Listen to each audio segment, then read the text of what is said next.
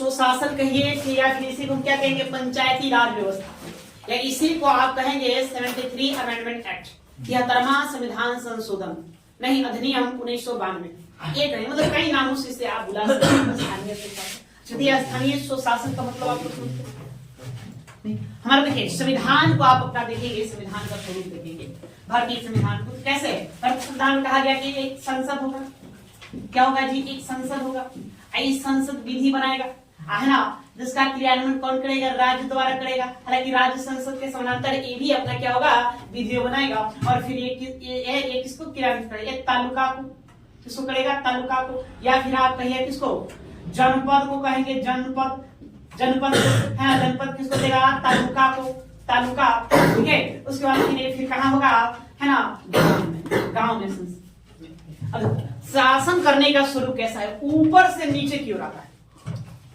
पूरे देश के लिए एक क्या है, संसद है, वही संसद में हमारे प्रतिनिधि बैठते हैं, और वो क्या करेंगे, विधियों का निर्माण करते हैं या योजनाएं लेकर आते हैं, है ना। उसका विकास कहाँ करना है, गांव।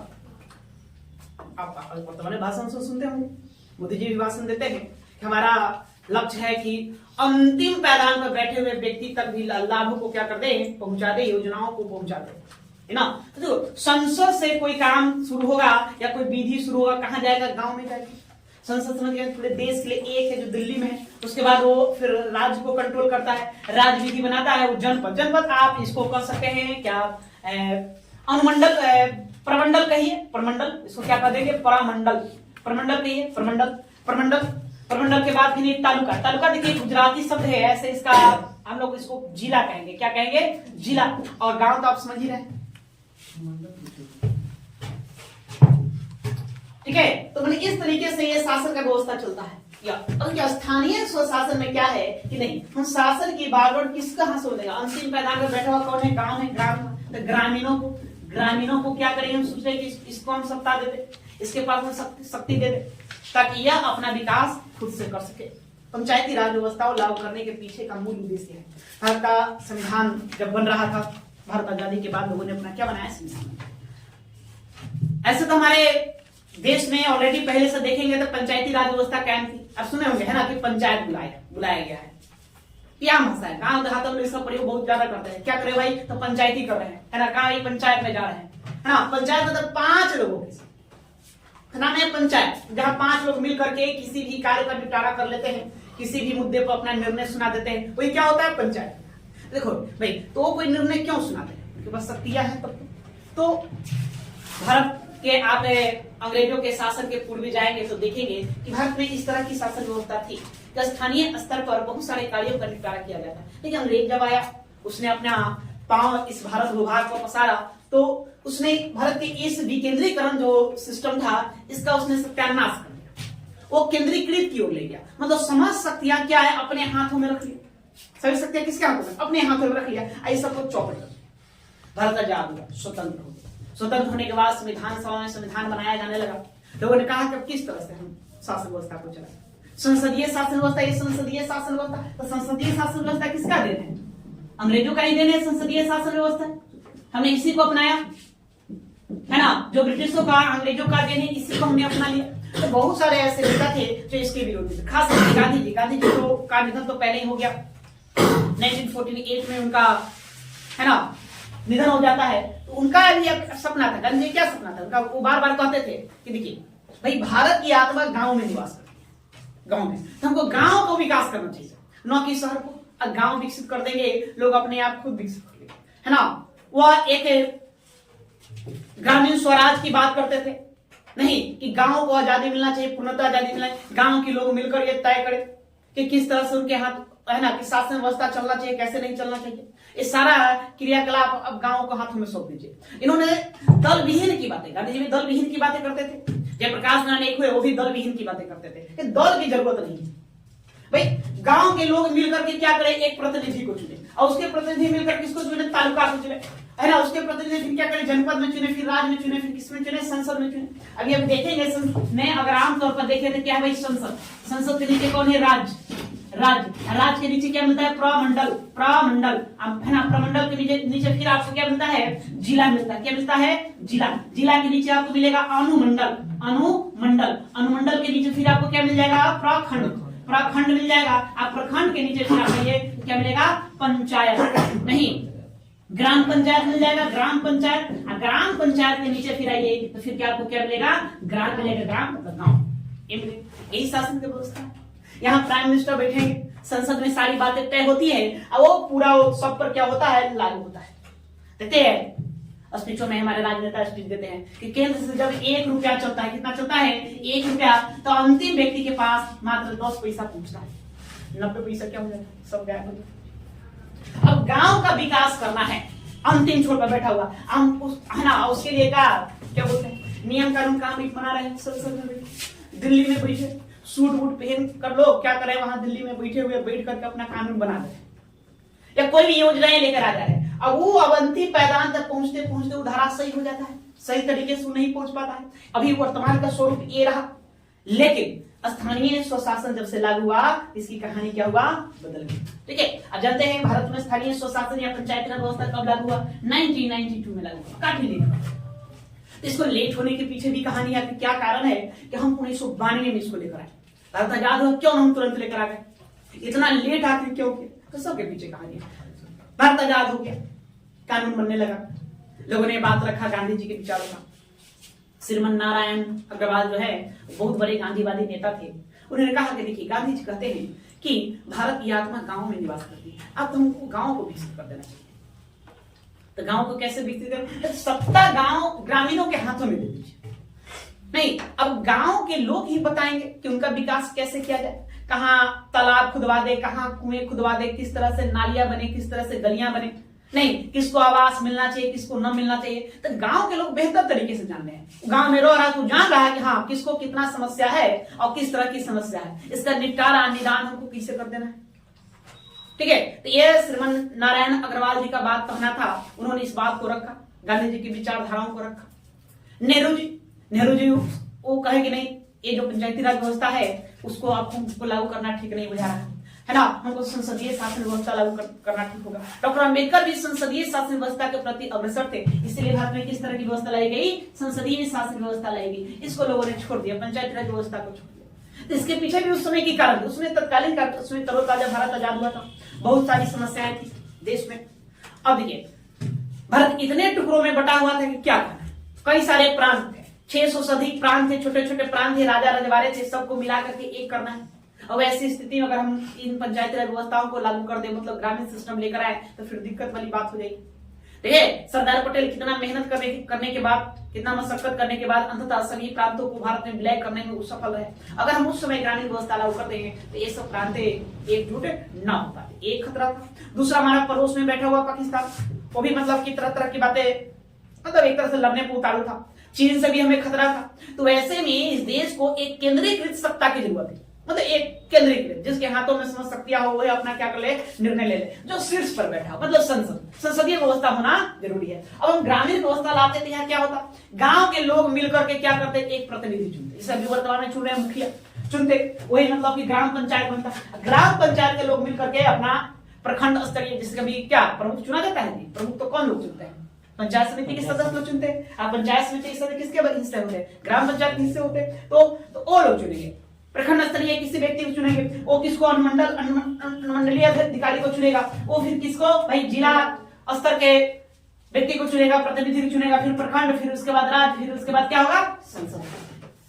ठीक है, तो स्थानीय स्वशासन में ये सिस्टम बना है। अब देखिए, ये जो गांव के लोग हैं ये क्या करते हैं, बताते हैं कि देखो भाई अमुक अमुक कार्य होना चाहिए, अमुक अमुक कार्य होना चाहिए, तो वो अपना क्रियान्वयन करके उसको लिख करके आगे पास करता है। जैसे मुखिया जी अपना क्या करते हैं, वर्तमान देख रहे मुखिया जी क्या ना, किसको आवास मिलना चाहिए, किसको न मिलना चाहिए, उसका निर्धारण कौन करता है, मुखिया जी वार्ड पार्षद लिख करता है, वार्ड सदस्य, ये लोग अपना तय करते हैं, लिख करके लिस्ट बनाते हैं, सूची बनाते हैं, चाहे कहाँ नाली बनना चाहिए, कहाँ गली के ढलैया होना चाहिए, कहाँ कुएं खुदवा दे, कहाँ तालाब खुदवा दे, कहाँ पगडंडी बनवा देगा, इसका भी निर्धारण क्या करते हैं मुखिया जी वगैरह लोग करते हैं। और करके क्या करते हैं, ब्लॉक स्तरीय अधिकारी को पास करते बताते हैं भाई कि देखो इस तरह का अमुक अमुक कार्य करना है, आप हमको फंडिंग कर दो, नहीं फंडिंग कर दो, ये हो रहा सिस्टम। तो देखो वहां है, उसके बाद फिर मतलब कि पंचायत स्तर पर जो अधिकारी है या ग्राम है ना, ग्राम पंचायत का जो मेन है वो अपना उस तरह का विकास कर ले। फिर प्रखंड स्तर पर उसी प्रकार से अधिकारी है वो भी क्या करेगा, योजनाओं का क्रियान्वयन इसी प्रकार से आगे करेगा। तो नीचे से शासन चलते हुए ऊपर, संसदीय व्यवस्था में क्या है, ऊपर से शासन कहा जाता है, नीचे जाता है। ठीक है, तो हालांकि अगर देखा जाए तो दोनों ही शासन व्यवस्था का अपना अपना ही फायदे हैं और अपना अपना दोष भी है, ऐसा बात नहीं। ठीक है, कोई एक विचारधारा परफेक्ट हो ये कहना उचित नहीं है। ठीक है, तो वो क्या करना, जो भी जितने भी विचारधारा है उसमें जो सही बातें हैं, अच्छी बातें, उसको निकाल कर उसको क्या करना है, अप्लाई करने वाली बातें। ठीक है, तो देखिए संसदीय व्यवस्था के तहत ही हमारा देश का संविधान बनाया गया, उसी के तहत चल रहा था, है ना। लेकिन समय के अनुदेश ग्राम पंचायतों की मांग उठने लगी देश में। लोग कहने लगे ग्राम पंचायतों को भी ले आइए। हमने क्या कहा, गांधी जी का सपना कैसे पूरा करेंगे। अब कह रहे हैं भाई, है ना, गांधी जी चाहते थे गांव का विकास, गांव का विकास। तो गांव का विकास कैसे होगा जब तक हम ग्राम पंचायत लागू न करते। तो ग्राम पंचायत हमको लागू करना होगा। तो देखिए उस समय तो संसदीय शासन व्यवस्था के तहत अपना देश का संविधान बना दिया गया, लिख दिया गया। अब हुआ ये कि ठीक है भाई, गांधी जी कहते कि गांव का विकास जरूरी है, ग्राम स्वराज की हमेशा बात करते रहते थे। तो गांव का विकास करने के लिए तत्कालीन भारतीय संविधान के भाग 4, किसमें, भाग 4 में आदर्श किसमें क्या है, DPSP, principle of state policy, इसी के आर्टिकल 14 अनुच्छेद 40 में यह लिख दिया कि ग्राम पंचायत इस समय के अनुदेश से राज्य क्या करेगी, राज्य सरकारें ग्राम पंचायतों की स्थापना करेगी। तो डीपीएसपी में जो भी बातें लिखा होगा क्या ये न्यायालय में परिवर्तनीय है, परिवर्तनीय है, इसको लेकर न्यायालय नहीं जा सकते कि भाई संविधान में इस तरह की बातें लिखा गया है और ये राज्य जो है इसको लागू नहीं करा, इसको लेकर हम न्यायालय नहीं जा सकते। नहीं, हालांकि फिर हमने वहां लिख दिया इस समय का अनुदेश हम कार्य करेंगे। फिर भी 1952 में ही, 1952 में ही पंडित नेहरू जो थे वो चाहते थे कि हम गांव का विकास करें। गांव का विकास करने के लिए उन्होंने सामुदायिक विकास कार्यक्रम लेके आए। क्या लेके आए, सामुदायिक विकास कार्यक्रम, सामुदायिक विकास कार्यक्रम। इन्होंने एक कार्यक्रम चलाया गांव का विकास करने के लिए। फिर उसके बाद सविस्तार योजना लेकर आए, सविस्तार विस्तार योजना को चलाया गया।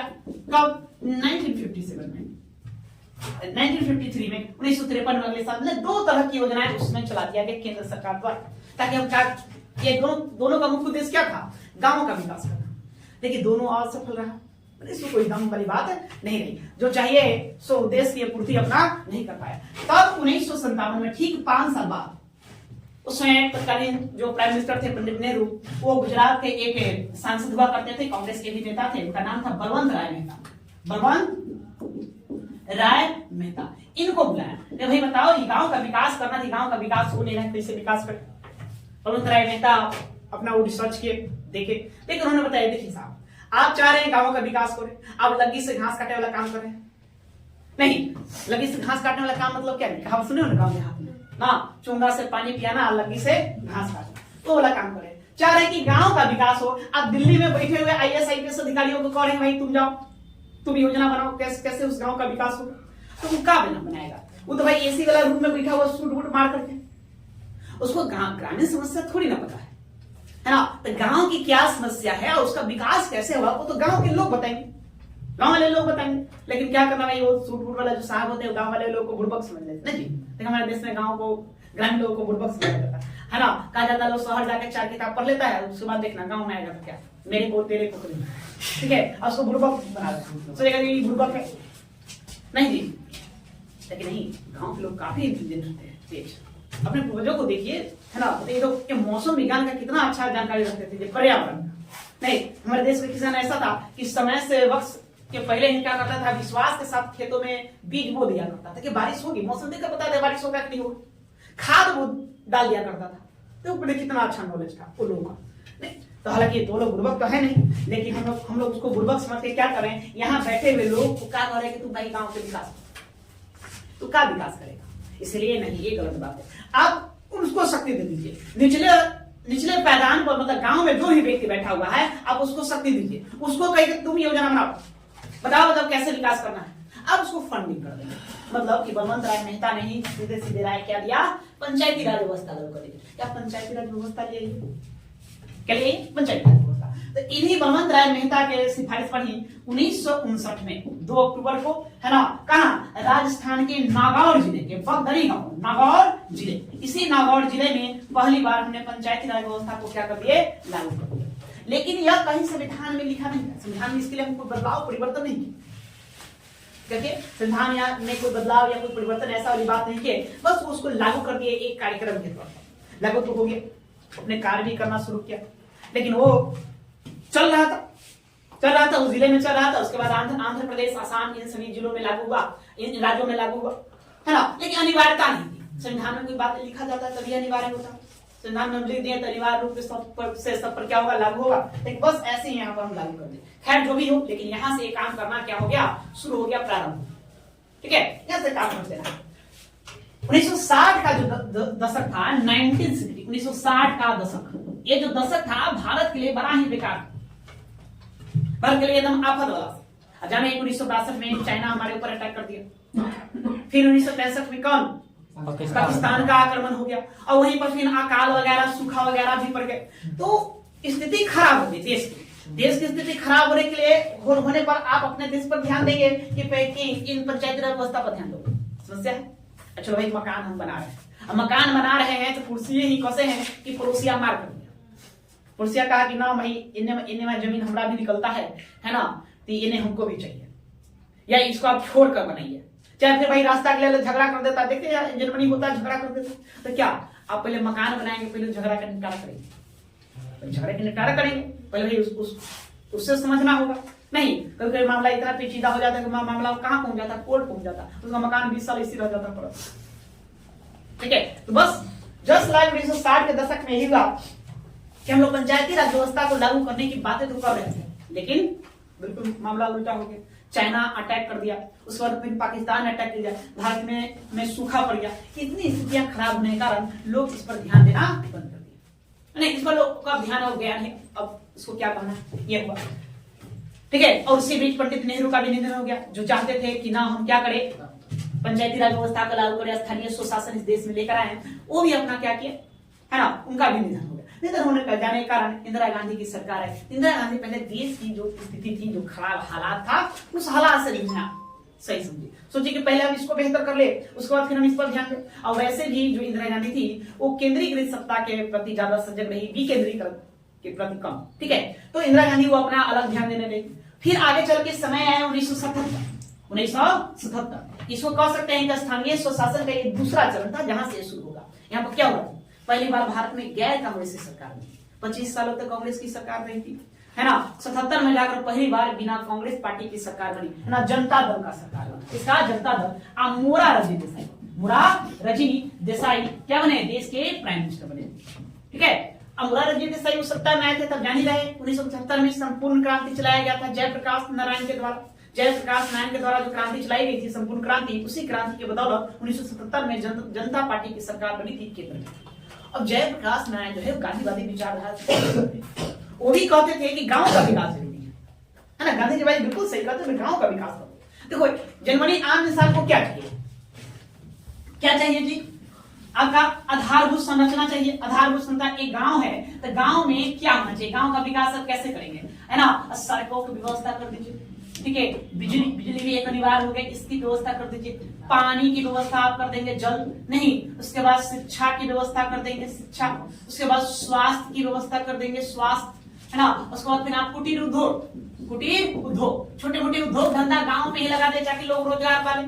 अगर इतना हो गया तो फिर क्या गांव का विकास करना, अब क्या है ये। तो गांधी जी भी यही चाहते थे कि एक ऐसा गांव जहां शिक्षा मिले, स्वास्थ्य की बढ़िया सुविधा हो, नहीं सड़कें ठीक ठाक हो, लाइट की व्यवस्था हो, रोशनी की व्यवस्था हो जाए, और कुटीर उद्योग वहां स्थापित हो जाए, ताकि गांव के लोग वहां अपना काम कर सके, इनकम अर्जित कर सके। अगर ये इतना हो गया तो फिर ग्राम वासियों को कभी दिक्कत वाली बात नहीं हो, वो अपना खुद से अपना जीवन यापन कर लेगा। तो गांधी जी ये मानते थे, कहते थे इसीलिए हम लोग को सत्ता कहाँ शुरू करना चाहिए, गाँव में। गाँवों पर ध्यान दीजिए, वहां पर ग्रामीण लोगों को कहिए कि किस तरह से विकास करना है, वहां से हमको शुरू करना है। ठीक है, लेकिन आजादी के समय समस्या बहुत सारी तरह की समस्या थी, इसलिए लोग इस पर ध्यान नहीं दिए। तो जयप्रकाश नारायण भी इसी बात को कहने बात कैसे समझ सकते, वो भी जानते हैं, वो दल विहीन की बात करते थे, कहते हैं ना भारत में दल होना ही नहीं चाहिए। देखो यहाँ दल की जरूरत है, कोई जरूरत नहीं। बिना दल का भी आप काम कर सकते हैं। गांव में ग्राम पंचायत चुनाव अभी वर्तमान में होता है, तो दल होता है, पार्टी तो नहीं होता है किस पार्टी को वोट दीजिए, बीजेपी दीजिएगा, आरजेडी देंगे, नहीं कि जदयू को देंगे, ऐसा कुछ चर्चा होता है? नहीं होता है। आप किसको दोगे वहां व्यक्तित्व को देखा जाता है। अरे भैया, विधायक या एमएलए बनने से भी कहीं ज्यादा कठिन है स्थानीय चुनाव लड़ना, ग्राम पंचायतों का चुनाव लड़ना। नहीं, पंचायत में मुखिया जी को वोट लोग चेहरा देख कर कान को देखा, तो सब लोग पहचान है स्थानीय स्तर पर, ठीक है, स्थानीय स्तर पर उसको सब पहचान है, जाना है कि रोज मुलाकात होना, लोग क्या है मुलाकात होना है, इसलिए उनका होना है ना, अच्छे व्यक्तित्व का होना जरूरी है, जिसको हम पहचाने वो ठीक है। लेकिन आप एमएलए है ना, एमपी की सब का चुनाव लड़ेंगे तो किस पर देते हैं? पार्टी बेसिस पर देते हैं। कौन सी पार्टी बढ़िया है, किसकी विचारधारा ठीक है, जिस पार्टी की विचारधारा से आप मेल खाते हैं उस पार्टी को क्या करेंगे हम, चाहे कोई भी कैंडिडेट है। क्या है ये मायने रखता है, उम्मीदवार मायने रखता है, उम्मीदवार मायने वहां क्या मायने रखता है, पार्टी मायने रखती है? नहीं। तो भैया अभी बीजेपी का भारत में बोलबाला है, कैसा भी उम्मीदवार बीजेपी से उतर जाए लोग क्या कहते हैं ना, वो ठीक है उसको वोट जाए, तो लोग उसको पसंद कर रहे हैं, या तो पार्टी बेसिस चुनाव होता है, तो वहां वो अलग बात है, वहां आपका व्यक्तित्व उस तरह के मायने नहीं रखता है ना। लेकिन यहाँ मायने रखता है, यहाँ पार्टी मायने रखता है, यहाँ का व्यक्तित्व मायने रखता है, इसका चुनाव जितना बड़ा मुश्किल है। यस, तो अब गांधी जी तब 1977 में मोरारजी देसाई बोले, उन्होंने एक व्यक्ति को बुलाया फिर, है ना, अशोक मेहता, ये भी गुजराती भाई, कौन? अशोक मेहता। बलवंत राय मेहता भी गुजराती थे, अशोक मेहता भी क्या थे? गुजराती थे। एक गुजराती को ये भी पकड़ के लिया, कहीं बताओ गांव को विकास करना है, क्या करें? एकदम ठीक है ना, विकास करिए, तो इसका विकास करने का आसान सा तरीका स्थानीय स्वशासन है, पंचायती राज व्यवस्था को लागू कर दीजिए, पंचायती राज व्यवस्था के माध्यम से उसको लागू करिए। नहीं, तो बलवंत राय मेहता भी यही बात कहे थे, ये भी क्या किए, यही बात कहे, लेकिन दोनों में एक अंतर है। बलवंत राय मेहता वो बताए कि 3 स्तरीय पंचायती राज व्यवस्था लागू है, 3 स्तरीय, ठीक है। अभी बिहार में क्या स्तरीय है? 4 स्तरीय है, 3 स्तरीय है ना। नहीं, हम लोग ग्राम पंचायत का चुनाव करते हैं, उसके बाद पंचायत समिति, उसके बाद जिला परिषद, 3 स्तर। ये 3 स्तर जो है वो बलवंत राय मेहता बताए, ये बोले कि काम करिए ना, 2 स्तरीय लगा दीजिए, एगो जिला वाला लगा दीजिए, एगो है ना हाँ खंड वाला प्रखंड स्तर पर लगा दिया, जिला स्तर पर लगा दिया, ग्राम पंचायत को छोड़ने की बातें कहें, बस वही इतना कहें ठीक है भाई, चलो इस पर अमल किया जाए, इसको काम किया जाए और इसको लागू किया जाए। लेकिन वो लागू क्या करते, उनकी सरकार ही गिर गई, उनकी सरकार गिर गई। फिर 1980 में कौन फिर से दोबारा इंदिरा गांधी सत्ता में आ गई ना। जैसे ही मोरारजी देसाई की सरकार गिर गई, जनता पार्टी की सरकार गिर गई, फिर से कौन इंदिरा गांधी सत्ता में आई। तो सत्ता में आने के बाद फिर वो इंदिरा गांधी इस पर ध्यान नहीं, फिर वो केंद्रीकरण सत्ता की प्रति ज्यादा सजग थी, फिर वो उस पर ही काम करने लगी। फिर समय बदला, इंदिरा गांधी के बाद में जानते हैं कि 1984 में इंदिरा गांधी की हत्या कर दी गई, है ना। हमारे जो प्राइम मिनिस्टर है थे वो अक्टूबर में इस दुनिया में नहीं रहने के बाद राजीव गांधी सत्ता में। कौन? राजीव गांधी। और राजीव गांधी को लोगों ने बताया कि भाई हमें गांव का विकास करना चाहिए, बहुत लेट हो गया है, काफी लेट हो गया है, शुरुआती दौर में चाहिए था लेकिन अभी तक हुआ नहीं, गांव का विकास कैसे करना है। तब राजीव गांधी कहेंगे ठीक है तो चलो गांव का विकास करते हैं। उसके लिए उन्होंने लक्ष्मी मल सिंघवी, कौन? एन सिंघवी, उस समय ये कांग्रेस के दिग्गज नेता हुआ करते थे, इन्हीं के अध्यक्षता में एक समिति बनाई, कहेंगे बताइए आप क्या करें गांव का विकास करने के लिए। इन्होंने बस वही बातें कहा कि पंचायती व्यवस्था को लागू कर देंगे, है ना। इसको उन्होंने लागू करने को बोला, पहली बात किस पर? लागू करने पर, संवैधानिक दर्जा देने की बातें करने लगे, है ना। बलवंत राय मेहता भी कहें लागू करिए, अशोक मेहता भी कहें लागू करिए, लेकिन ये सीधे बोले कि लागू तो करना है, आप इसको संवैधानिक दर्जा दे दीजिए। संवैधानिक दर्जा मतलब संविधान में संशोधन करिए, संविधान में लिख दीजिए, है ना। किस तरह के हमारे देश में पंचायती राज व्यवस्था होगी और सभी राज्यों को इसका पालन करना हो।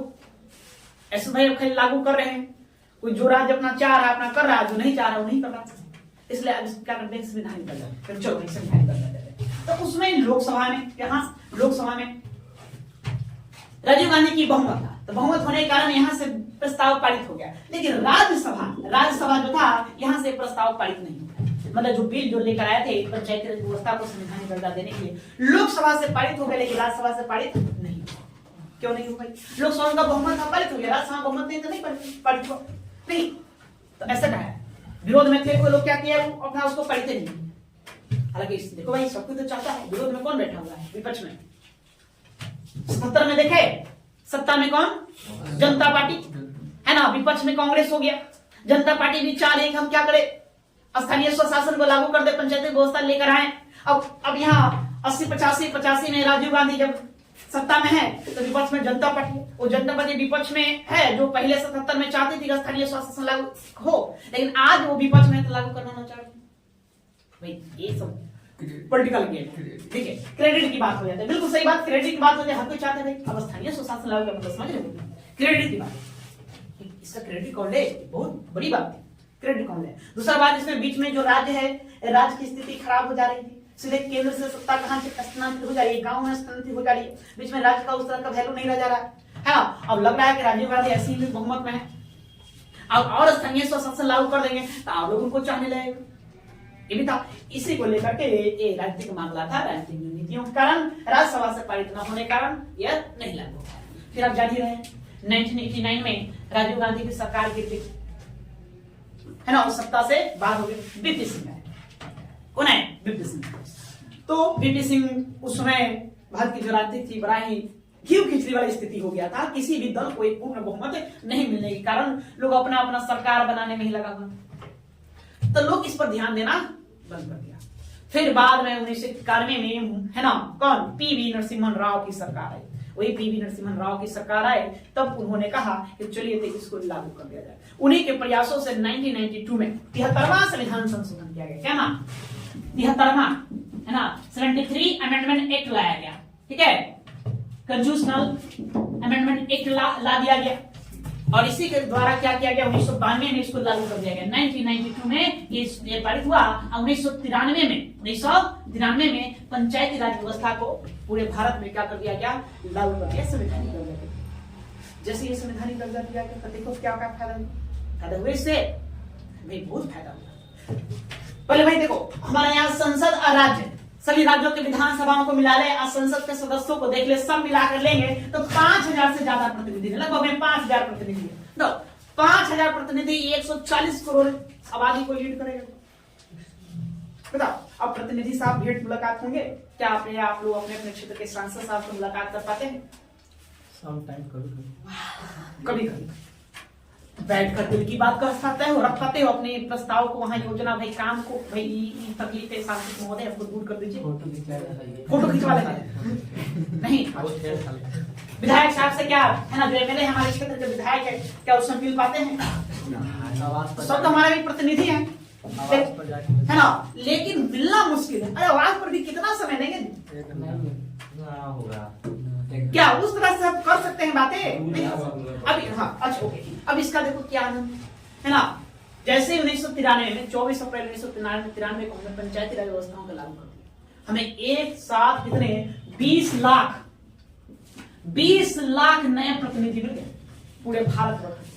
नहीं, अब हमको कोई काम है तो मुखिया ना जी, मुखिया जी खोजना बड़ा आसान है। सुबह सुबह उठकर है टहलने जा रहे हैं, मुखिया जी उड़ने से आ रहे हैं तब मन करते हुए है ना, प्रणाम मुखिया ना जी। चाहे कहूँ मैं बाजारों में बीड़ी पीते हुए मिल गए है ना, देखो भाई कितना अच्छा प्रतिनिधि है।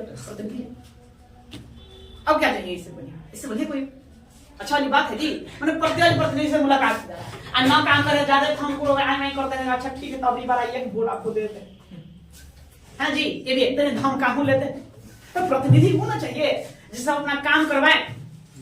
नहीं जी, ना काम करे तो हम उस तरह धमका भी दे क्या?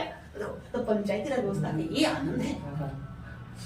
इससे पहले लोगों को क्या करना पड़ता था, सीधे कहा आपको काम है तो अपने प्रतिनिधि में आपका वही विधायक साहब हैं लोकल में, उन्हीं को खोजना होगा, वो उनसे मुलाकात होगा कि ना होगा, कहिया होगा, कैसे होगा, बड़ा मुश्किल वाली बात है ना। लेकिन पंचायती राज व्यवस्था आने से एक प्रतिनिधि आपके गांव में ही बैठ गया। पहले तो वार्ड सदस्य के ठीक ऊपर मुखिया जी, पहले तो हम वार्ड सदस्य को धर लेंगे, पता चला हमारे बगले में रहता है पड़ोसी में ना जी, हाँ पड़ोसी में रहने करते खनियों मिल जाएगा, खनियों खोल लेगा ना ये। उसके माध्यम से अब मुखिया जी या तो हमारे गांव में मिलेंगे, नहीं तो पड़ोस के गांव में नहीं होगा, से ज्यादा दूर जगह नहीं करेंगे, आराम से अपने प्रतिनिधि को ढूंढ लेंगे। बताओ है ना, तो एक साथ है ना 20 लाख नए प्रतिनिधि पूरे भारत को मिले। अब ये लोग मिलकर के अब तय करने लगे क्या काम हो क्या नहीं हो, और इससे फिर महिलाओं को भी हमने क्या किया, महिलाओं को भी आगे बढ़ाने का ये एक अच्छा सा मौका मिला। ठीक है, पहले देखो महिलाएं क्या करती थी, उनको बस चूल्हा चौकी करना है ना, बस घरे बैठ कर मतलब चौकी बेलना लेकर के अपना रोटी बेलना है। लेकिन जैसे ही हमने पंचायती राज व्यवस्था लागू किया, अब महिलाओं को हमने आरक्षण दे दिया। बिहार में कितना आरक्षण दे दिए? 50%। तो भाई 50% महिलाओं का आरक्षण दिया स्थानीय स्वशासन। बताओ, जो महिला ना चूल्हा चौकी करती थी, अब सीधे कितनी चौपाल पर, तो कहाँ पहुंचा रहे? गांव के चौपाल, फिर मुखिया बन गया है ना, मुखिया जी। अब वो कुर्सी लगा कर बैठे गए ना बरगद के पेड़ के नीचे, जनता सब नीचे। अब वो महिला का कोई वैल्यू नहीं था। क्या कोई वैल्यू था जी? अब घर के अंदर रहना है, पर्दे में रहना है। घर के लोग बाहर भी जाते थे, महिलाएं तो घूंघट में जाती थी, मतलब ये स्थिति था। लेकिन ये जैसे ये 73वां संविधान संशोधन लागू हुआ, चूल्हा चौकी करने वाली महिलाओं को हमने कहां पहुंचा दिया? चौपाल पर पहुंचा। अब वो आदेश देने लगे कि गांव ऐसे चलेगा ना जी, है ना। कोई सरपंच बन गई, कोई मुखिया बन गई ना, वार्ड सदस्य के तो कहने ही। आज देखो कितनी अच्छी सहभागिता है महिलाओं की। तो ये इसका एक ये लाभ हुआ। तो मतलब इस स्थानीय स्वशासन से लाभ है ना। खैर हमने काफी लेट से शुरू किया, लेकिन अंततः हमने इसको क्या कर दिया? शुरू कर दिया। लेकिन यह लागू कर दिया और यह सही तरीके से ये चल रहा है। आज भी बहुत सारी समस्या है, ऐसे बात नहीं है कि समस्या नहीं है। वो क्या क्या समस्या, हम थोड़ा ऊपर भी चर्चा करेंगे, तो देखेंगे क्या क्या समस्या। एक सबसे बड़ी समस्या दिखती है बीत। क्या दिखता है? बीत। ठीक है, हमने आपको शक्तियां दे दिया कौन काम कैसे करेगा, लेकिन उस कार्य को करने के लिए पैसे चाहिए, फाइनेंस। बिना फाइनेंस के काम होगा? कोई काम नहीं। कोई आपको व्यक्ति आ गया कि भाई कि हमारा घर ठीक ठाक नहीं है ना, आवास की व्यवस्था हमको भी कर दिया। ठीक है, मेरा भी आवास होना चाहिए। चाहे मतलब कि गांव में पानी की समस्या है, लेकिन तालाब खुद जाता तो ज्यादा बढ़िया था। अब तो तालाब खुदवाना है तो पैसा चाहिए, बिल्कुल पैसा चाहिए। तो बीत कहां से है? तो वित्तीय व्यवस्था में थोड़ा दिक्कत है, इसलिए हमने क्या है ना, और क्या करेंगे? आवेदन देंगे ऊपर के अधिकारी से। अब वो अधिकारी क्या करेगा? वहां से बिल पास करेगा, तब जाकर के वो काम होगा। अभी थोड़ा सा ये समस्या है। ठीक है, अब इसको एक वित्तीय व्यवस्था देने की बातें चल रही नहीं, उसका भी अपना एक फंडिंग है। इसकी शुरुआत ही हमने कर दिया है, ऐसा बात नहीं है। शुरू में भी इसकी शुरुआत देखिए क्या कहते 29 विषय दिए ग्राम पंचायतों को। सारी बातें को हम देखेंगे बारी बारी से, क्या क्या बात है क्या नहीं है। हमने ऐसे ग्राम पंचायतों की 29 विषय दिए। 29 विषय मतलब 29 बातों पर आपको क्या करना है? कानून बना सकना है ना, इस पर आपको अमल करना होगा। ठीक है, 29 विषय में आप साफ सही रेल तो होगा नहीं, हम मुखिया जी को रेल चलवाने के लिए हिम्मत देते? आपकी हवाई जहाज नहीं ना। और छोटे मोटे काम होगा, है ना, नाली गली तालाब पगडंडी कुआं, है ना, आवास किसको मिलना चाहिए किसको नहीं मिलना चाहिए। नरेगा आया हुआ तो नरेगा में अपना क्रियाकलाप को अपना तय करें, निर्धारित करें कौन काम करने योग्य है कौन नहीं है। मतलब ये सब छोटे मोटे हमने क्या किया? 29 विषय दिए। अब उनको इनकम कहां से है? सब संसद जो है वहां पे भाई इसके पास इनकम है। क्या इनकम है भाई? जनता से टैक्स ले रहा है, टैक्स लिए हुए पैसे को इकट्ठा करके उन्हीं से फिर क्या कर रहा है? विकास कर रहा है। इन्हें इनकम का सोर्सेस है, वहां से विकास कर रहा है। राज्य का भी राज्य सरकार भी टैक्सेस लेती है और टैक्स लेकर के वो अपना क्या करते हैं? विकास करती है ना। हमारे यहाँ नगर पालिकाएं हैं, नगर पालिकाएं भी मतलब कि जो है वो भी टैक्स अर्जित करती है। जैसे होल्डिंग टैक्स वगैरह का आप नाम सुने होंगे, सिंपल सी बात जो आमतौर पर लोग जानता है, वो उससे अपना विकास कर रही है। लेकिन ग्राम पंचायत कैसे? तो छोटे मोटे टैक्स, जैसे कि हाट वगैरह है ना, बाजार कल मेला वाला लग गया ग्राम पंचायत को, तो मेला से अपना टैक्स लेने की बातें अपना है, तो वो तो छोटा मोटा टेम्पोररी इनकम है, तो उससे क्या होना चाहिए? तो मेन बीत की समस्या है। इस बीत की समस्या को दूर कर दिया जाए तो फिर कहना है। हालांकि अब आज हद तक बहुत ज्यादा ठीक है। तो एक मुखिया जी खाते में एक साल में कितना पैसा आता है? जान ही रहे नहीं? अच्छा, तो 2 करोड़ कर दिया गया हमें सालाना।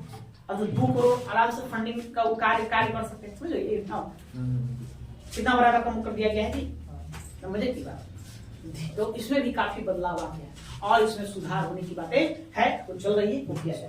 तो देखो, तो ये सारी कार्य है, ऐसा यही कारण है कि इसको हमने लेट से लागू किया। ठीक है, लेट से लागू किया।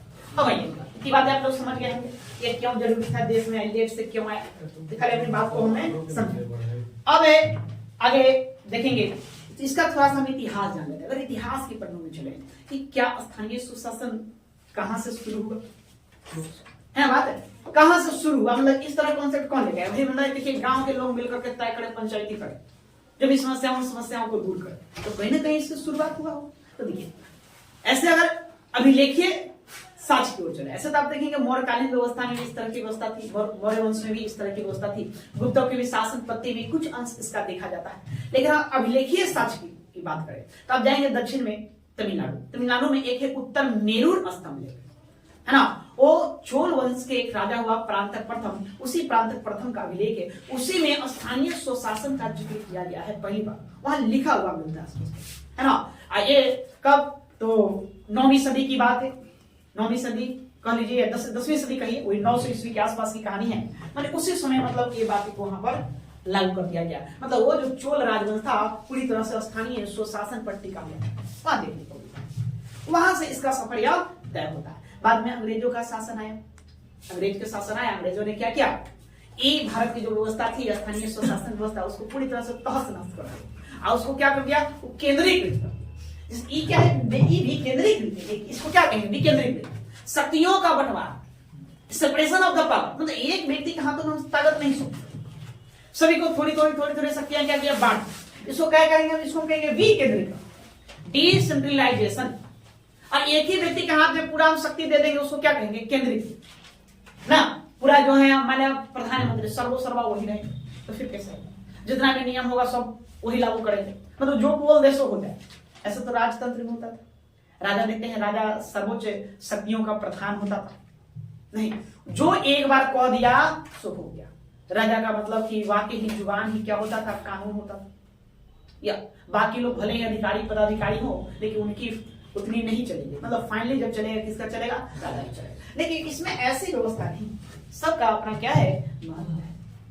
सबका अपने विषयों का बंटवारा कर दिया, शक्तियों का बंटवारा कर दिया, सब आप अपने अपने तरीके से वो कार्य करें। लेकिन अंग्रेजों आया तो उसको तो शासन करना था, है ना, सबको पर कंट्रोल करना था। तो कंट्रोल करने के लिए उसने क्या किया, एकीकृत कर दिया, मतलब कि है ना, केंद्रीकृत कर दिया। सभी शक्तियां अपने हाथों में रख ली, सब गवर्नेंस सिस्टम लागू कर दिया, सभी शक्तियां गवर्नर के हाथों में उठा के कर दिया, सौंप दिया, दे दिया। लेकिन बाद में बदलते समय के अनुसार अंग्रेजों में सुधार देखने को मिला और उन लोगों ने भी स्थानीय स्वशासन को लागू करने के प्रति अपना प्रयास करना क्या कर दिया, शुरू कर दिया। लागू करने का अपने प्रयास शुरू कर दिया और धीरे धीरे करके, है ना, भारत स्वतंत्र होते होते फिर देख रहे हैं 1992 में फिर इसको क्या किया, लागू किया गया। ओके, ठीक है, दिया। तो चलिए अब आप लोग को लिखने की बारी है। तो थोड़ी थोड़ी बातें हम लिखते चलेंगे और फिर वहां हम समझते चलेंगे, है ना। इन सभी बातों को हम समझेंगे, फिर से समझेंगे और लिखते हुए समझते चलेंगे। स्वशासन का तात्पर्य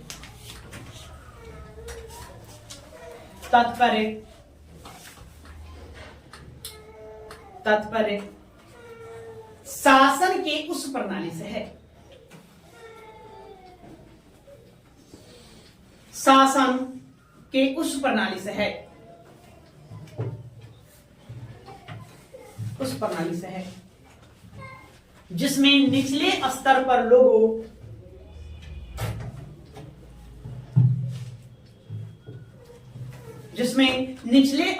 लोगों को भागीदार बनाकर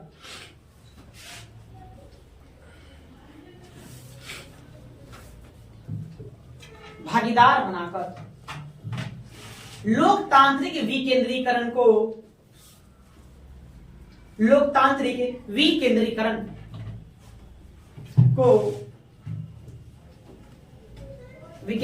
को सुनिश्चित किया जाता है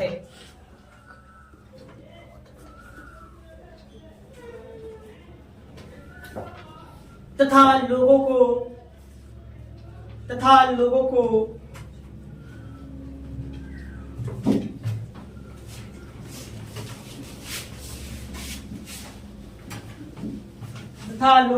अपनी समस्या स्वयं हल करने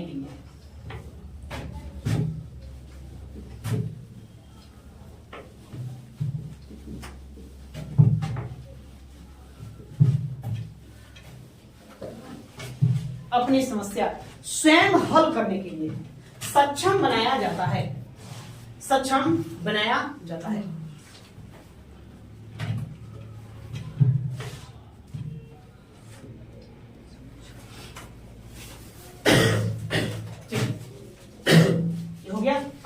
अब कुछ पॉइंट्स है उसको आप लिखते चलेंगे, है ना। अब इससे पहले इतिहास के पन्नों पे चलते हैं, उसके बाद हम आएंगे यहाँ पर। तो पहले लिखिए उत्तर में, पहली बार इसका जिक्र कहाँ देखो, तो लिखिए चोल वंशीय शासक, चोल वंशीय शासक परांतक प्रथम, परांतक प्रथम के उत्तर मेरूर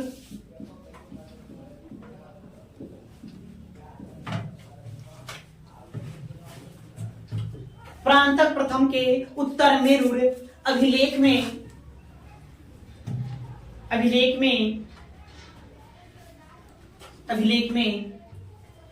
पहली बार स्थानीय स्वशासन का उल्लेख मिलता है।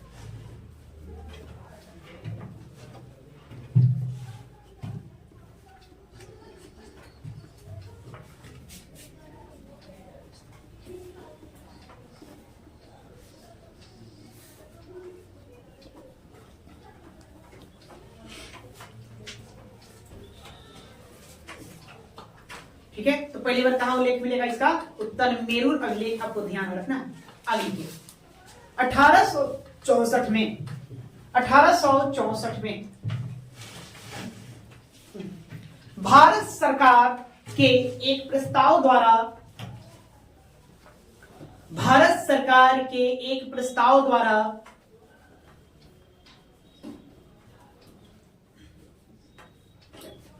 द्वारा स्थानीय स्वशासन को मान्यता प्रदान किया गया, मान्यता प्रदान किया गया।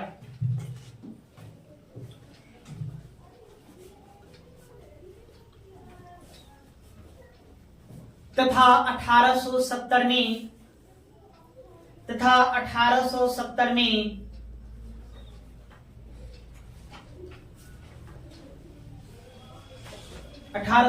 में लॉर्ड मेयो, लॉर्ड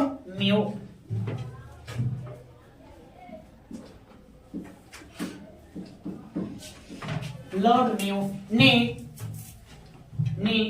पंचायतों को कार्यात्मक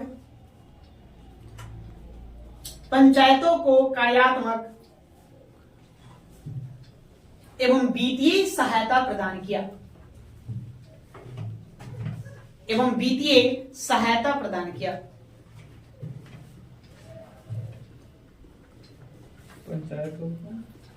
कार्यात्मक एवं वित्तीय सहायता प्रदान किया गया या किया। ठीक है, अब देखिए, तो स्थानीय स्वशासन को लेकर या पंचायती राज व्यवस्था को लेकर अंग्रेजों में कब मतलब शुरुआत शुरू हुआ, तो आप ध्यान में रखेंगे 1864 में एक प्रस्ताव लाया गया कि हाँ भाई भारत में क्या किया जाए, स्थानीय स्वशासन को लाया जाए, बस एक प्रस्ताव है। उसके बाद फिर 1870 में लॉर्ड मेयो आया, उसमें भारत का वायसराय हुआ करते थे, इन्होंने थोड़ा वित्तीय सहायता प्रदान कर दिया, इसमें मदद दिया, लेकिन जो चाहिए सो नहीं हो पाया। अब समय फिर बदला, आ गया है 1882 से। इस समय भारत का जो वायसराय थे वो लॉर्ड रिपन, कौन थे? Lord Ripon.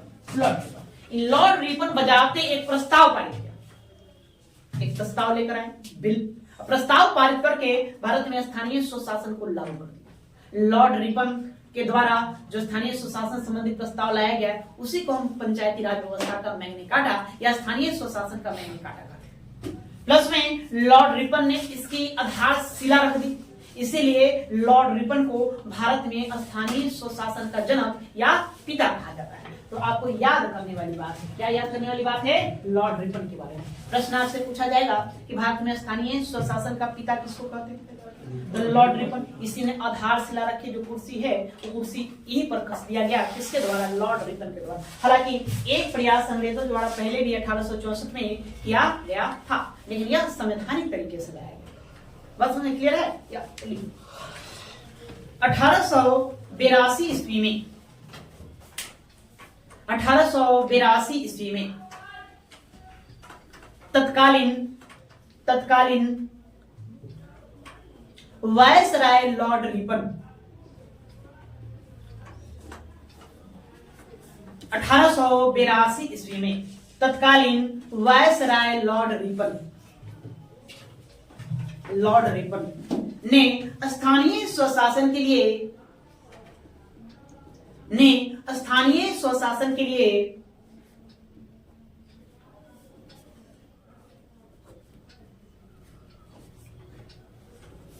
स्वशासन के लिए एक प्रस्ताव पारित किया। एक प्रस्ताव पारित किया।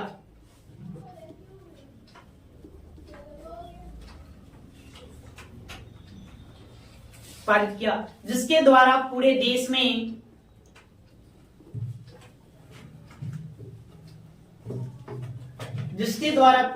में तालुका बोर्ड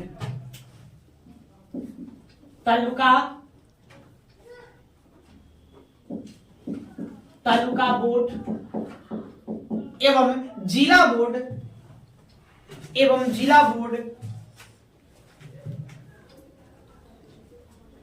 जिला बोर्ड को स्थापित करने का सुझाव दिया गया।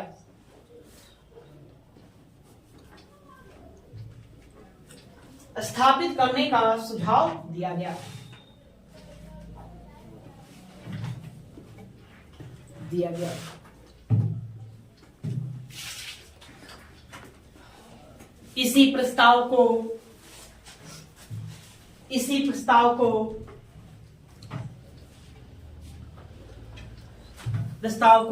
स्थानीय स्वशासन का मैग्ना कार्टा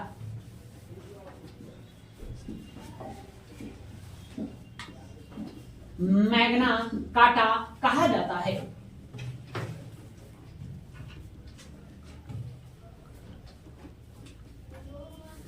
मैग्ना कार्टा कहा जाता है।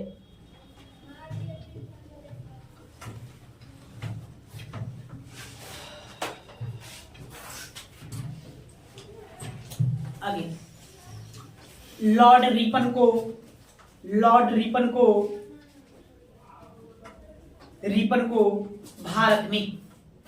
भारत में स्थानीय स्वशासन का जनक, लॉर्ड रिपन को भारत में स्थानीय स्वशासन का जनक या पिता कहा जाता है।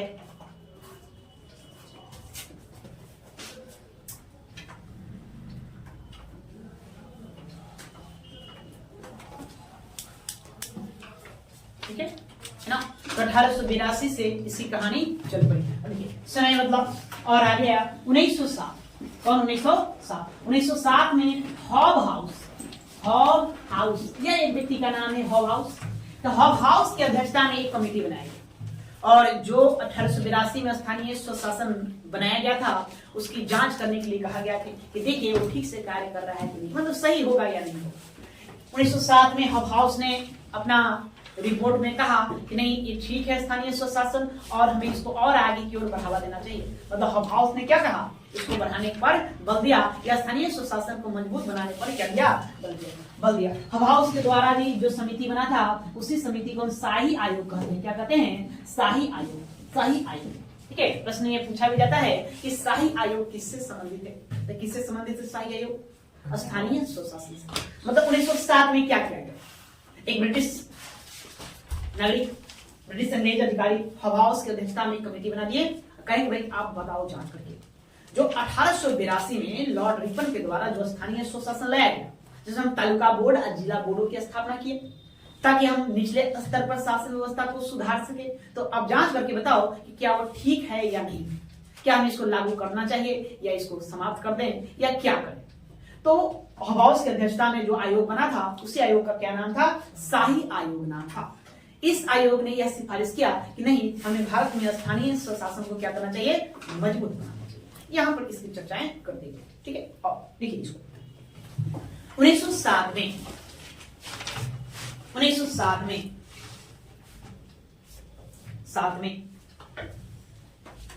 स्थानीय संस्थाओं की स्थिति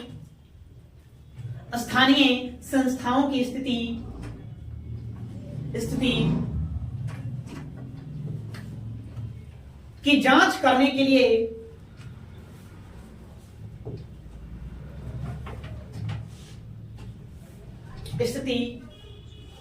स्थानीय संस्थाओं की स्थिति का जांच करने के लिए हब हाउस की अध्यक्षता में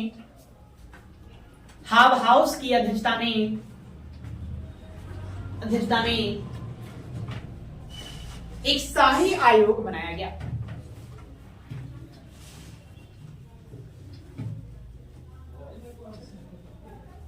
एक शाही आयोग बनाया गया।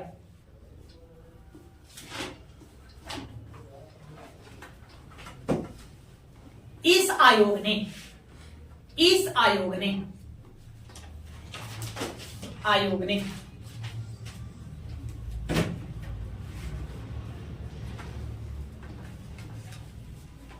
ने स्थानीय संस्थाओं को मजबूत बनाने का प्रस्ताव रखा।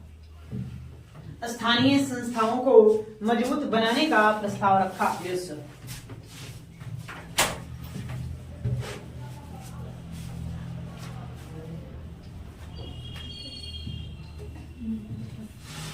स्थानीय स्वशासन बनाने का प्रस्ताव रखा।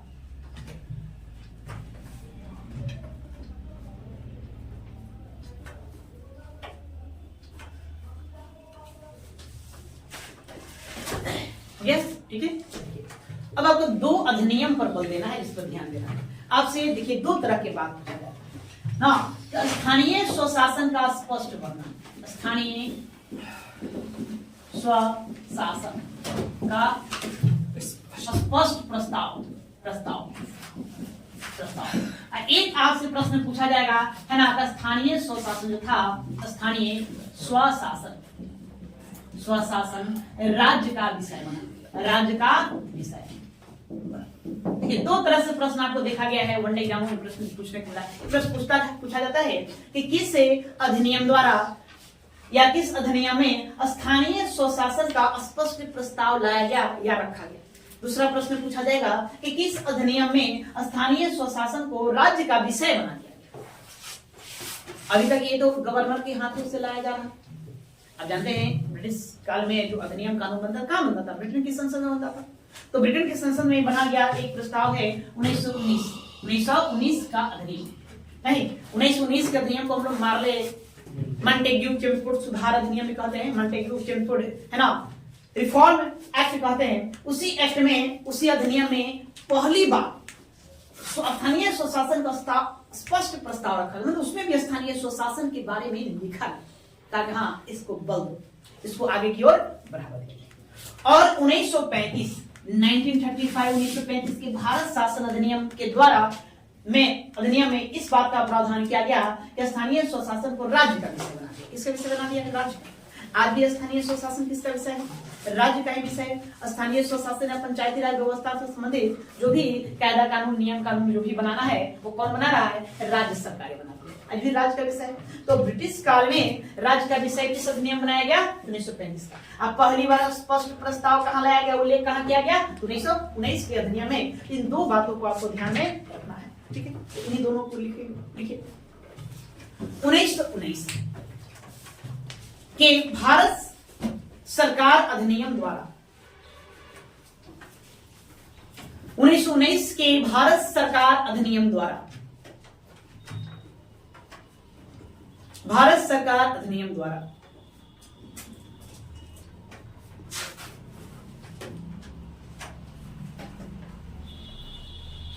नियम द्वारा स्थानीय स्वशासन का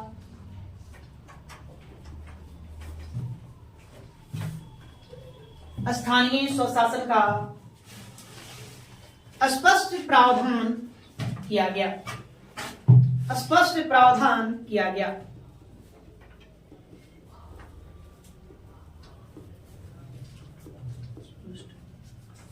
स्पष्ट प्रावधान किया गया।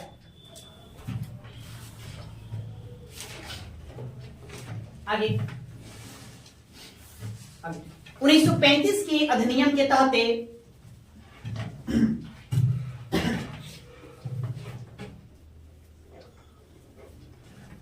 1935 के अधिनियम के तहत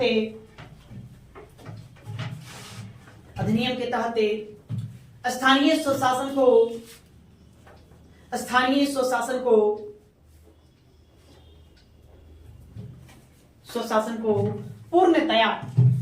पूर्णतया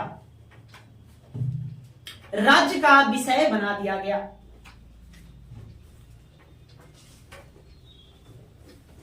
यहाँ राज्य का मतलब क्या होगा? राज्य का विषय बना दिया। यहाँ पर जो राज्य का मतलब है वो प्रांतीय सरकार है।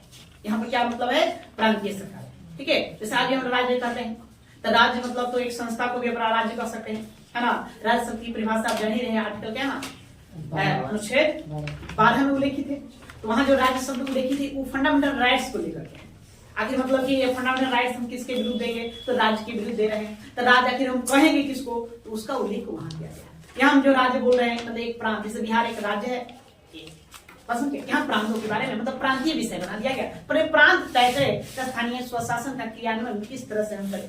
ठीक है, या अब देखिए 1935। अब जाना है कि 1935 ब्रिटिश काल में अंग्रेजों द्वारा लाया गया एक अंतिम अधिनियम था।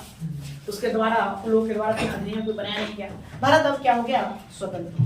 भारत स्वतंत्र हो गया। हम लोग कहाँ पहुंचे, है ना? भारत के लिए एक संविधान का गठन किया जाना था। अब सब लोग जान रहे हैं 1946 में कैबिनेट मिशन के तहत क्या संविधान सभा का चुनाव हुआ। संविधान सभा की पहली बैठक कब बुलाई गई? 9 दिसंबर 1946 को बुलाई गई। वहां लोगों ने बैठा, इकट्ठा हुआ। अब सब वहां पर चर्चा ये करना था कि हमारा देश का संविधान कैसा होगा, शासन प्रशासन का स्वरूप कैसा होगा। मेन मुद्दा ये था भाई, ये अंग्रेज जो आया शासन कर रहा है उसने क्या किया? संसदीय शासन व्यवस्था का आधारशिला रख दिया, उसने दिया सिस्टम दिया, इसको हम लागू कर दे। या फिर राजे महाराजे जो थे, राजे रजवाड़े जो हैं, या फिर मतलब वही हम राजे रजवाड़े वाला सिस्टम लिया, या फिर हम कुछ और अलग लिया। ये मतलब नहीं। अब हम भारतीय लोग हैं, लगभग 200 सालों तक अंग्रेजों का शासन इस देश पर रहा और उसने एक तरह का सिस्टम यहाँ डेवलप कर दिया था। एक तरह सिस्टम बना दिया था ना। पहले हम राजा महाराजा के अंतर्गत आते थे, मतलब राजतांत्रिक शासन व्यवस्था थी, है ना। राजा का अधीन पूरी प्रजा होती थी, राजा जो कह दिया वही कानून है। अब वंशानुगत पद्धति चलता था, भाई राजा का बेटा ही राजा बनेगा, मतलब वही प्राइम मिनिस्टर को राष्ट्रपति कह लो वो बनेगा। लेकिन अंग्रेजों ने आया तो उसकी उस समय व्यवस्था को उलट पुलट कर दिया और उसने क्या एक नया से व्यवस्था लेकर आया, संसदीय व्यवस्था, जिससे लोगों ने जाना अच्छा व्यक्तियों को चुन कर भेज कर हम शासन को चला सकते हैं। और यही आदत भी लग चुका था लोगों को, इसके बारे में सीख गया। अब सीख गया एक बात, एक सिस्टम आप सीखे हुए हैं शासन प्रशासन चलाने की, अब दूसरा कुछ नया लागू करे तो फिर उसको हमको सीखना पड़ेगा, लोगों को बताना पड़ेगा, लोग लिए नया हो जाएगा। अब तरोताजा भारत आजाद हुआ है, भारत की जनता भी उतना उस तरह से पढ़ी लिखी भी नहीं है। अब बहुत तरह की समस्याएं हैं। अतः उस समय तत्कालीन जो भी दिग्गज नेता थे उन लोगों का मानना था कि हमें संसदीय शासन व्यवस्था को अपना लेना चाहिए। हालांकि उसी संविधान सभा में कुछ ऐसे भी थे तो कहते कि ना, गांधी बाबा कहा करते थे कि भारत की, है ना, भारत की जो आत्मा है वो गांवों में निवास करती है। वो ग्राम स्वराज की बात करते थे, है ना। तो हमें गांवों का विकास करना चाहिए। किसका विकास करना चाहिए? गांवों का विकास करना चाहिए। उसमें एक सबसे तगड़ा नेता थे श्रीमन नारायण अग्रवाल, है ना। उनको एस.एन. अग्रवाल कहा जाता है। वो प्योर सुप्रसिद्ध गांधीवादी नेता थे, गांधीवादी की विचारधारा पर थे। उन्होंने संविधान सभा में बल दिया कि ना ना ऐसा वाली बात नहीं है, आप संसदीय शासन लागू कर देंगे, गांव की अवहेलना कर दे, उपेक्षा कर दे रहे हैं, गांधी जी की बातों को उपेक्षा हो जाए। उन्होंने बोल दिया कि इसको भी किया जाए। तो तत्कालीन स्थितियों को देखते हुए इस स्थानीय स्वशासन का जो विषय है वो भारतीय संविधान के भाग 4 में राज्य का नीति निर्देशक तत्व डीपीएस, उसमें इसको शामिल कर दिया। उसमें आर्टिकल 14 में लिख दिया गया, आर्टिकल 14 में लिख दिया गया कि राज्य ग्राम पंचायतों की स्थापना करेगा। किसका स्थापना करेगा? ग्राम पंचायतों की स्थापना करेगा। लेकिन लिखा किसमें गया? कि भाग 4 में। अब भाग 4 में आप जान ही रहे हैं ये क्या है? डीपीएसपी का भाग है, राज्य के नीति निर्देशक तत्व है। और यहाँ में जो भी बातें लिखा गया है इसको लेकर हम कहा नहीं जा सकते? न्यायालय नहीं जा सकते। न्यायालय में ये परिवर्तनीय नहीं। और राज्य इसको अपनी इच्छा अनुसार क्या करेगा? लागू करेगा। अपनी सुविधा के अनुसार राज्य इसको क्या करेगा? लागू करेगा। खैर जो भी हो, लेकिन एस.एन. अग्रवाल के प्रयासों से कम भारत के संविधान में स्थानीय स्वशासन को हमने एक स्थान दे दिया। बस समझ गया? ये आपसे प्रश्न पूछा जाए तो लिखिए, थोड़ा सा लिख लेंगे श्रीमन अग्रवाल के बारे में। सुप्रसिद्ध गांधीवादी नेता, सुप्रसिद्ध गांधीवादी नेता,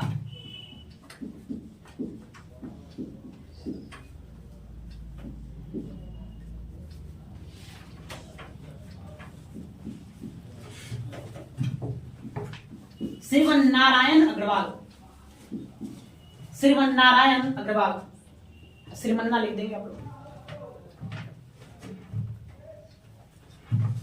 नारायण अग्रवाल ने संविधान सभा में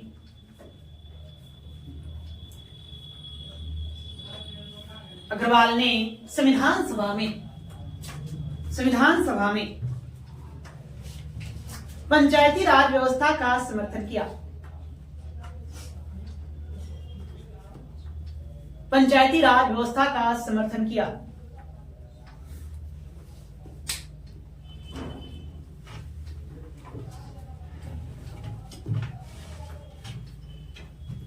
समर्थन किया एवं संविधान के भाग 4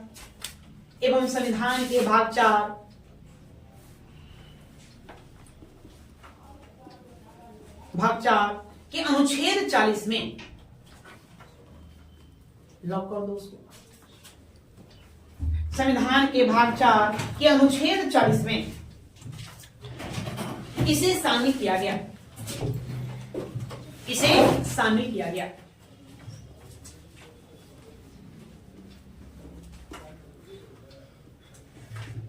इसे शामिल किया गया।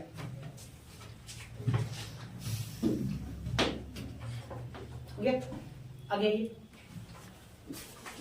अब संविधान तो लिखा जा चुका है। संविधान में हमने अनिवार्य रूप से ग्राम पंचायतों को लागू करने की बातें नहीं की, बस कहां रख दिए हैं, विकास विभाग में इसको हम छोड़ दिए हैं। स्वतंत्रता प्राप्ति के बाद स्वतंत्रता प्राप्ति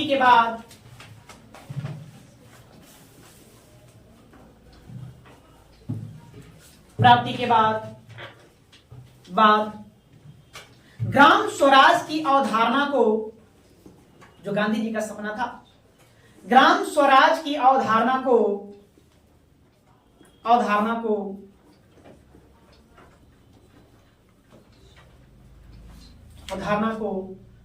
साकार करने के उद्देश्य से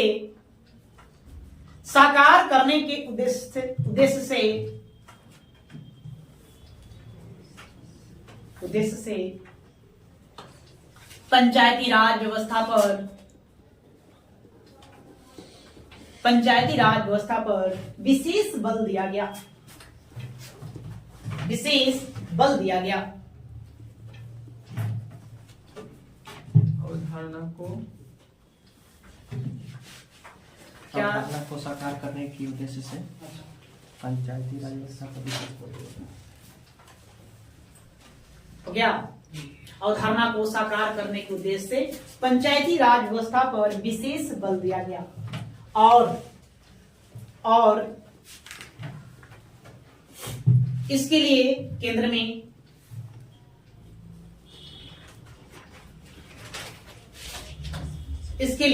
में पंचायती राज एवं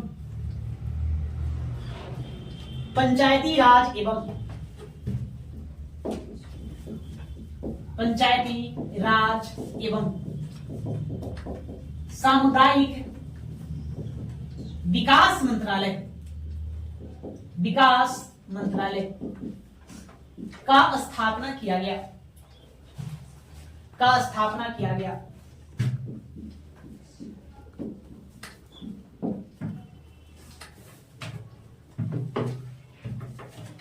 तथा M.K. डे इसके पहले मंत्री बनाए गए। विकास मंत्रालय स्थापना किया गया तथा M.K. डे इसके पहले मंत्री बने।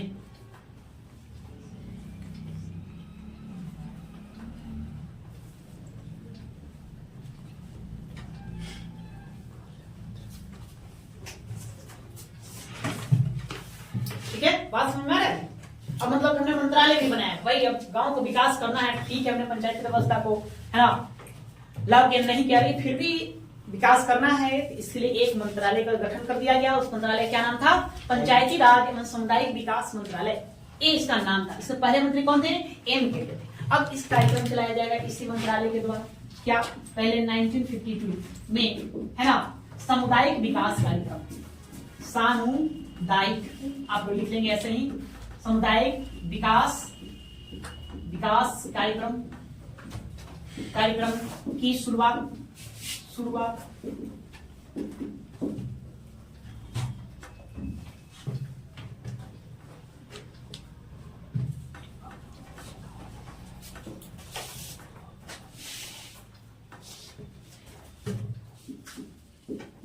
1953 में राष्ट्रीय सविस्तार सविस्तार योजना की शुरुआत शुरुआत शुरुआत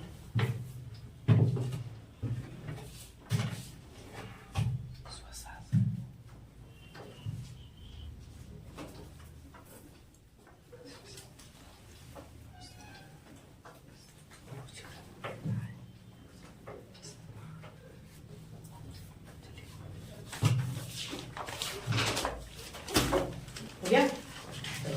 हाँ, हम लोग एक एक कड़ी को देखेंगे कैसे कैसे क्या हुआ, है ना।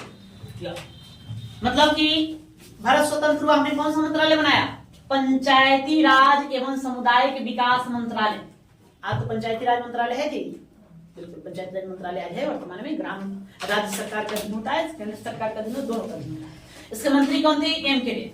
अब भाई चलो भाई, ग्राम स्वराज की अवधारणा को क्या करना, हमको लागू करना है। गांधी जी के सपना भी तो पूरा करना है। गांधी बाबा भाई यही बात कहा करते थे ना, देश को आजाद दिलाए, फिर शहीद भी हो गए देश के लिए। अब उनके सपने को लागू नहीं करेंगे तो क्या करेंगे? तो सबसे पहले इस संस्था हमने एक मंत्रालय हमने बनाया। इसी मंत्रालय के द्वारा एक कार्यक्रम चला 1952 में। इसका नाम क्या था? सामुदायिक विकास कार्यक्रम। फिर उसके बाद एक कार्यक्रम हमने और चलाया 1953 में, राष्ट्रीय सविस्तार योजना। दोनों को हमने लागू कर दिया। अब शुरू कहां से हुआ भाई? दिल्ली से। इसका काम कहा था? किसको? निचले स्तर पर विकास करना। ठीक है, कोई फायदा नहीं। मतलब ये दोनों कार्यक्रम जो था क्या रहा? असफल हो गया। अब जानते हैं कि योजना आयोग भी चल रहा था। प्रथम योजना आयोग कब से कब तक चला दिया? आप लोग बताइए। 1952 से 50 गुड 51 से 56 चला। 1957 में 57 योजना आयोग का ही बैठक हुआ। क्या होता है इसका? बैठक बुलाया। बैठक में इस पर चर्चाएं की गई। सामुदायिक विकास कार्यक्रम और राष्ट्रीय सविस्तार योजना। तो गांव का विकास करने के लिए दो कार्यक्रम के, कोई फायदा नहीं हुआ। क्या करे? तो योजना आयोग के द्वारा तय किया गया था, आप एक समिति बनाइए, कमेटी वो तय करे, वो बताया तरीका क्या करना है क्या नहीं करना है। तो योजना आयोग द्वारा ही 1957 में 1957 में क्या किया गया? बलवंत राय मेहता समिति का गठन। समिति का क्या किया गया? गठन किया गया। इनका काम था ये बताना कि हम गांव का विकास कैसे करें। क्लियर है बात? ये बताना। इस महोदय ने 1959 में अपना रिपोर्ट प्रस्तुत किया। अब कहा कि देखिए आप गांव का विकास तो करना चाहते हैं, लेकिन आप चाहते हैं आईएएस अधिकारियों के माध्यम से हम गांव का क्या करते हैं? विकास करते हैं। अब सूट बूट पहना हुआ आदमी हम गांव के बारे में क्या बताएगा? तो ये नहीं होगा। हमको क्या करना होगा? शक्तियों का विकेंद्रीकरण करना होगा। उन्होंने लोकतांत्रिक विकेंद्रीकरण शब्द दिया। क्या दिया? लोकतांत्रिक विकेंद्रीकरण एक शब्द दे दिया। ठीक है ना। डिसेंट्रलाइजेशन शब्द का उन्होंने उच्चारण किया। कहा कि गांव का विकास ग्रामीणों को करने दीजिए, उस गांव के लोगों को करने दीजिए। मतलब कि इन्होंने सलाह दिया हमें पंचायती राज व्यवस्था लेकर के आना चाहिए, इस कार्यक्रम को चलाना चाहिए, लेकर के आना चाहिए। तो इन्हीं के सिफारिश पर, इनके सिफारिश पर, बलवंत राय मेहता की समिति की सिफारिश पर ही 2 अक्टूबर 1959 को कहा राजस्थान में एक जिला है, उसको कहते हैं नागौर जिला। उसी नागौर जिला के अंतर्गत एक गांव है बगदड़ी। क्या नाम है गांव का? बगदड़ी गांव। उसी बगदड़ी गांव में पंचायती राज व्यवस्था को पहली बार लागू कर दिया गया। पहली बार इसको लागू कर। अच्छा, तो फिर वही आके क्यों लागू हुआ? तो इसके पीछे आपको कहानी ढूंढने की जरूरत नहीं है, प्रश्न पूछा नहीं जाएगा क्यों लागू किया गया। ठीक है, या बस नागौर में उसमें मेला लगा करता था। वहीं के लोकल सांसद थे, वो पंडित नेहरू के बड़ा करीबी थे। तो भाई चलिए आप यही पर लागू कर दे, मेला की बात है, अवसर इस पर लागू करने ज्यादा बेहतर है। और साथ में गांधी जी की जयंती भी है। गांधी जी का सपना भी था कि है ग्राम स्वराज हो, नहीं ग्राम स्वराज की स्थापना करना उनका सपना है। तो उनके सपनों को साकार करने का अच्छा समय है 2 अक्टूबर की जयंती मनाते हैं। तो उसी दिन पहली बार क्या कर दिया गया? इसको लागू कर दिया। तो कहानी यहाँ तक समझ में आई कैसे कैसे पंचायती व्यवस्था चल रहा है या तो इसी को पहले लिखिए, फिर हम आगे चलेंगे। ये दोनों बात लिखनी है। 1952 और 1953 ये भी लिखिए नहीं तो लिखो वहां, यहां से लिखो नीचे। दोनों योजनाओं या कार्यक्रमों के असफलता के बाद लिखिए, दोनों कार्यक्रमों के असफलता के बाद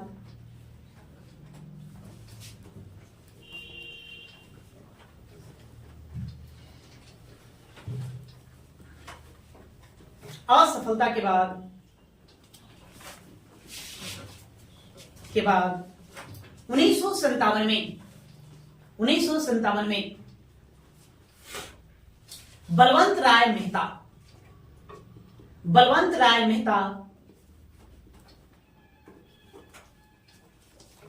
राय मेहता समिति का गठन किया गया।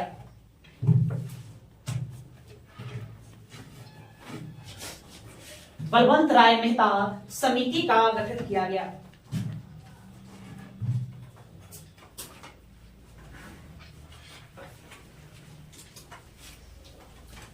इस समिति ने पंचायती राज व्यवस्था को लागू करने की इस समिति ने पंचायती राज व्यवस्था को लागू करने की सिफारिश की।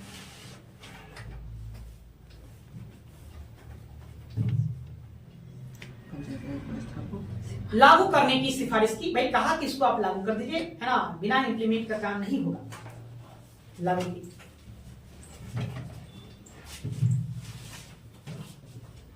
आगे, मेहता समिति के सिफारिश पर ही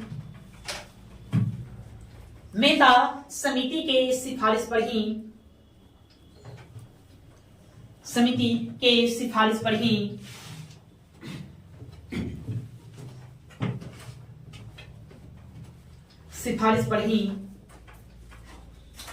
2 अक्टूबर 1969 को 59 लिखेंगे, 2 अक्टूबर 1959 को राजस्थान के नागौर जिले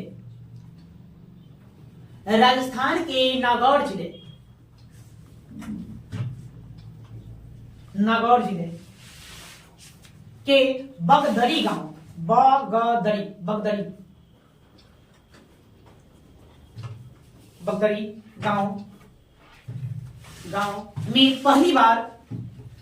गांव में पहली बार पंडित नेहरू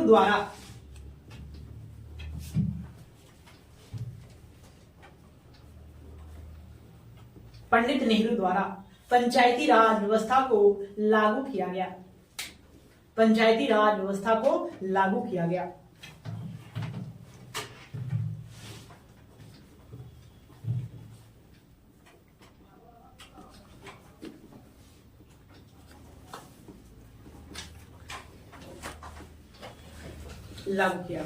ठीक है, तो ये पंचायती व्यवस्था पहली बार हमारे देश में कब लागू हुआ? 1959। कहा? राजस्थान में। कौन सा जिला? नागौर। अब गांव भी याद कर सकते हैं, बगल गांव, इसको भी याद रखेंगे, ज्यादा बेहतर है, यहाँ लागू। ठीक है, अब थोड़ा सा एक नोट लिखिए तो आपसे देखिए प्रश्न पूछा जाएगा। नहीं, लोकतांत्रिक विकेंद्रीकरण एक शब्द है। क्या शब्द है जी? लोकतांत्रिक विकेंद्रीकरण।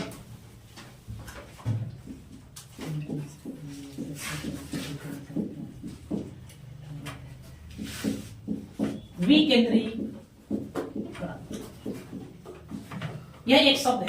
पूछा जाएगा इस शब्द को किसने दिया?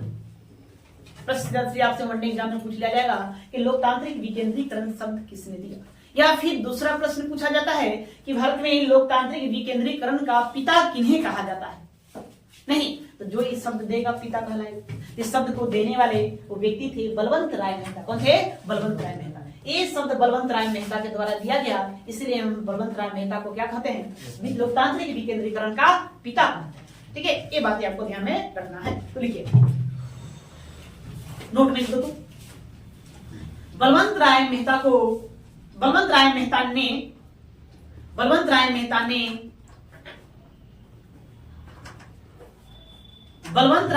ने ही लोकतांत्रिक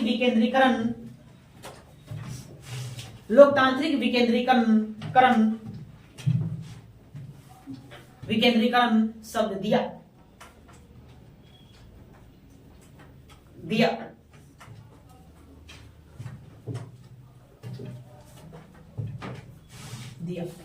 इस कारण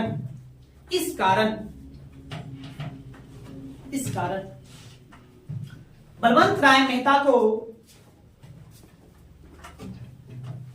बलवंत राय मेहता को लोकतांत्रिक विकेंद्रीकरण का पिता कहा जाता है।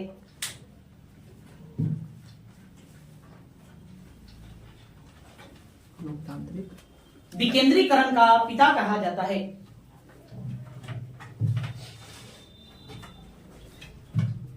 पिता कहा जाता है।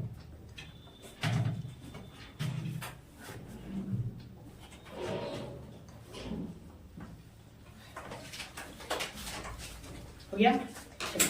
अब आप लोग शीर्षक दीजिए स्थानीय या पंचायती राज व्यवस्था से संबंधित समितियां। पंचायती राज व्यवस्था से संबंधित समितियां।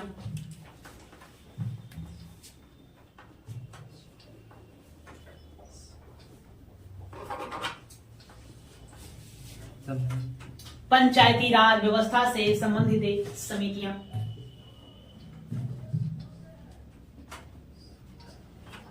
ठीक है, हमने पंचायती राज व्यवस्था लागू किया 1993 में, 1992 के अधिनियम के तहत।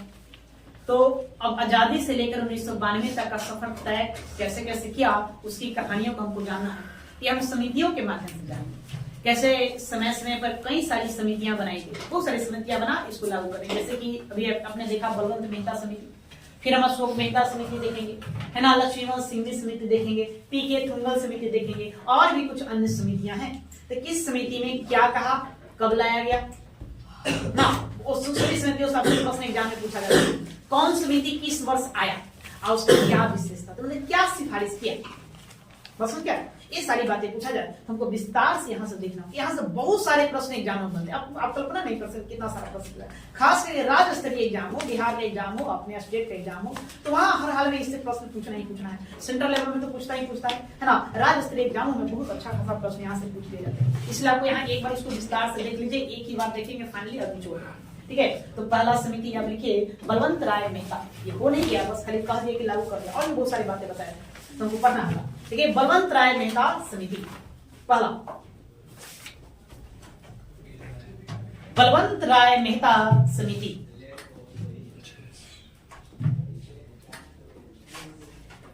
मेहता समिति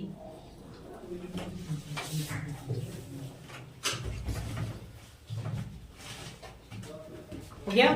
चलिए, तो अब यहां से हम कहानी अब आगे देखेंगे अगली क्लास में, यहाँ रहने देंगे। ओके।